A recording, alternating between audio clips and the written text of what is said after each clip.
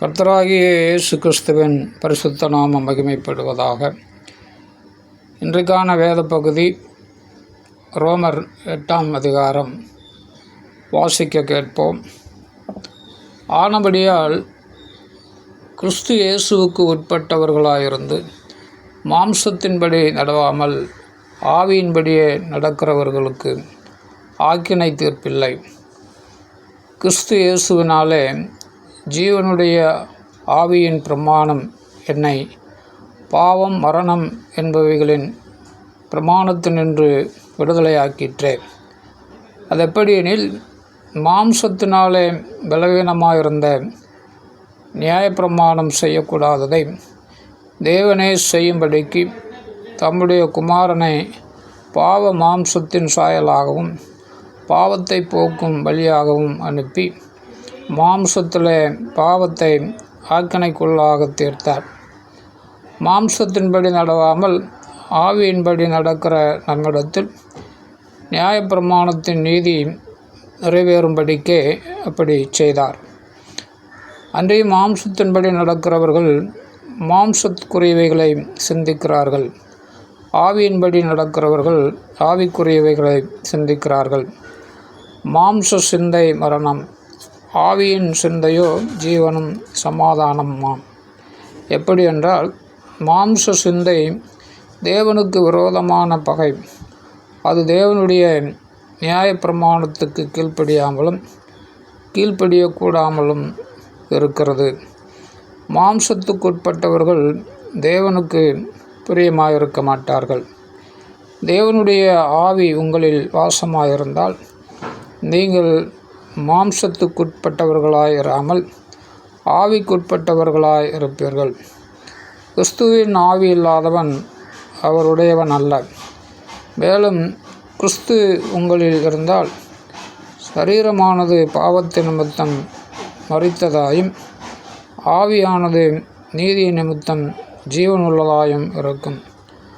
அன்றியும் இயேசுவை மரித்தோரிலிருந்து எழுப்பினவருடைய ஆவி உங்களில் வாசமாயிருந்தால் கிறிஸ்துவை மரித்தோரிலிருந்து எழுப்பினவர் உங்களில் வாசமாயிருக்கிற தம்முடைய ஆவியினாலே சாவுக்கேதுவான உங்கள் சரீரங்களையும் உயிர்ப்பிப்பார். ஆகையால் சகோதரரே, மாம்சத்தின்படி பிழைப்பதற்கு நாம் மாம்சத்துக்கு கடனாளிகள் அல்ல.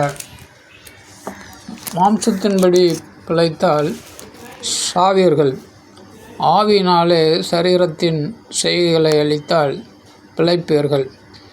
மேலும் எவர்கள் தேவனுடைய ஆவியினாலே நடத்தப்படுகிறார்களோ அவர்கள் தேவனுடைய புத்திரராய் இருக்கிறார்கள். அந்தபடி திரும்பவும் பயப்படுகிறதற்கு நீங்கள் அடிமைத்தனத்தின் ஆவியை பெறாமல் அப்பா பிதாவே என்று கூப்பிட பண்ணுகிறேன் புத்திர சுவிகாரத்தின் ஆவியை பெற்றீர்கள்.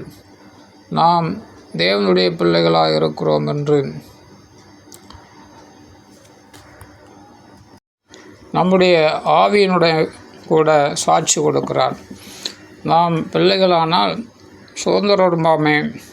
தேவனுடைய சுதந்திரரும் கிறிஸ்துவுக்கு உடன் சுதந்திரருமாமே. கிறிஸ்துவுடனே கூட நாம் மகிமைப்படும்படிக்கு அவருடைய கூட பாடுபட்டால் அப்படி ஆகும். ஆதலால் இக்காலத்து பாடுகள் இனி நம்மிடத்தில் வெளிப்படும் மகிமைக்கு ஒப்பிடத்தக்கவைகள் அல்லவென்று எண்ணுகிறேன்.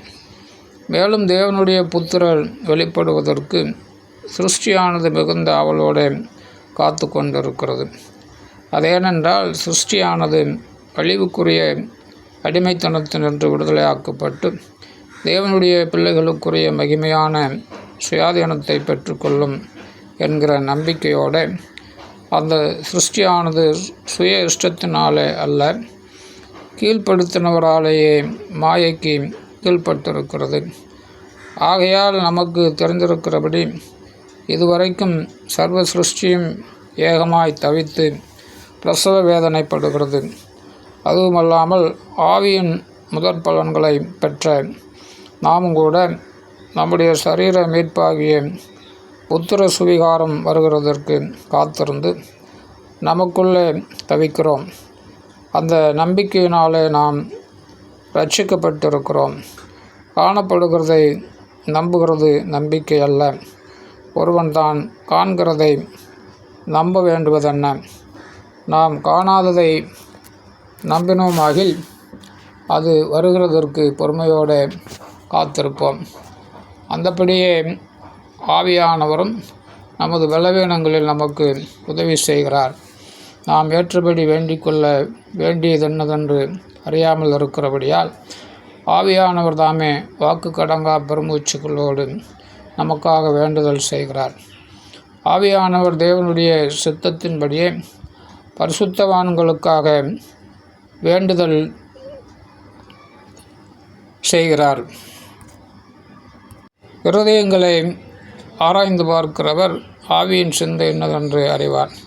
அன்றையும் அவருடைய தீர்மானத்தின்படி அழைக்கப்பட்டவர்களாய் தேவனிடத்தில் அன்பு கூறுகிறவர்களுக்கு சகலமும் நன்மைக்கு ஏதுவாக நடக்கிறதென்று அறிந்திருக்கிறோம். நம்முடைய குமாரன் அநேக சகோதரருக்குள்ளே முதற்பேரானவராய் இருக்கும் பொருட்டு தேவன் எவர்களை முன்குறித்தாரோ அவர்களை தமது குமாரனுடைய சாயலுக்கு ஒப்பாயிருப்பதற்கு முன்குறித்திருக்கிறார். எவர்களை முன்குறித்தாரோ அவர்களை அழைத்தும் இருக்கிறார். எவர்களை அழைத்தாரோ அவர்களை நீதிமான்களாய் ஆக்கியும் இருக்கிறார். எவர்களை நீதிமான்களாக்கினாரோ அவர்களை மகிமைப்படுத்தியும் இருக்கிறார். இவைகளை குறித்து நாம் என்ன சொல்லுவோம்? தேவன் நம்முடைய பட்சத்தில் இருந்தால் நமக்கு விரோதமாக இருப்பவன் யார்? தம்முடைய சொந்த குமாரன் என்றும் பாராமல் நம் எல்லாருக்காகவும் அவரை ஒப்பு கொடுத்தவர். அவரோடு கூட மற்ற எல்லாவற்றையும் நமக்கு அருளாதிருப்பது எப்படி? தேவன் தெரிந்து கொண்டவர்கள் மேல் குற்றம் சாட்டுகிறவன் யார்? தேவனே அவர்களை நீதிமான்களாக்குகிறவர். ஆக்கினைக்குள்ளாக தீர்க்கிறவன் யார்? கிறிஸ்துவே மரித்தவர். அவரே எழுந்தும் இருக்கிறார். அவரே தேவனுடைய வலது பாரிசத்திலும் இருக்கிறவர். நமக்காக வேண்டுதல் செய்கிறவரும் அவரே. உமது நிமித்தம் எந்நேரமும் கொல்லப்படுகிறோம், அடிக்கப்படுகிறோம், ஆடுகளைப் போல எண்ணப்படுகிறோம் என்று எழுதியிருக்கிறபடி நேரிட்டாலும் கிறிஸ்துவின் அன்பை விட்டு நம்மை பிரிப்பவன் யார்? உபத்திரவமோ, வியாகுலமோ, துன்பமோ, பசியோ, நிர்வாணமோ, நாசமோசமோ, பட்டயமோ, இவை எல்லாவற்றிலேயும் நாம் நம்மில் அன்பு கூறுகிறவர்களாலே முற்றும் ஜெயங்கொள்ளுகிறவர்களாக இருக்கிறோம்.